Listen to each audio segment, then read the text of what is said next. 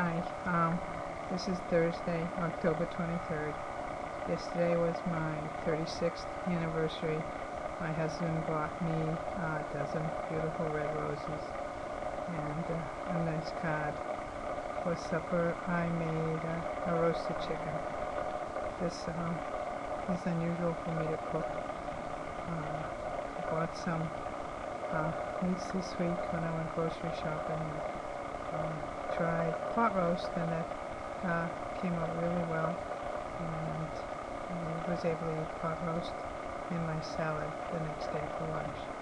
My husband enjoys meatloaf, so tonight I made a meatloaf. So 3 nights in a row I cooked. Like I said, highly unusual. I enjoy going out to eat, and I don't cook steak well, and my all-time favorite for the month of October has been medium rare steak. I can get 4 or 5 meals from